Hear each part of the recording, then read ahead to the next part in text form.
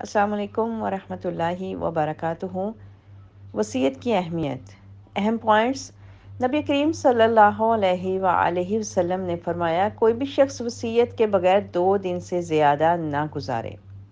وصیت صرف 1/3 مال کی ہوگی اور وارث کے حق میں وصیت نہیں کی جا سکتی۔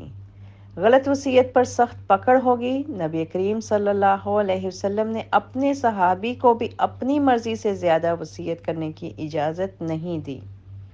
غلط وصیت کو وارث تبدیل کر سکتے ہیں۔ ایک دفعہ نبی کریم صلی اللہ علیہ وسلم نے غلط وصیت کرنے والے کا جنازہ نہ پڑھنے کا ارادہ کیا۔ کافر اولاد وارث نہیں ہو سکتی۔ اسی طرح اگر والدین کافر ہوں تو وہ اولاد کے مال میں سے وارث نہیں بن سکتے۔ حرام کام کے لیے کی گئی وصیت کو پورا نہیں کیا جائے گا۔ اپنے بچوں کو ہمیشہ دین اسلام پر قائم رہنے کی وصیت کرنی چاہیے۔ اپنے بچوں کو شرک سے بچنے کی وصیت کرنی چاہیے۔ نبی کریم صلی اللہ علیہ وآلہ وسلم نے بھی اپنی امت کو بہت زیادہ وصیتیں کیں۔ صحابہ کرام رضی اللہ تعالی عنہم نے بھی اپنے بچوں کو وصیتیں کیں۔ اپنے گھر کو دینی تعلیم کے کام کے لیے وصیت کرنی چاہیے۔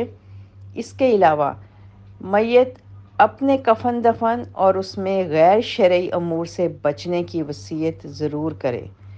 جزاک اللہ خیر کثیرہ فی الدنیا والآخرہ۔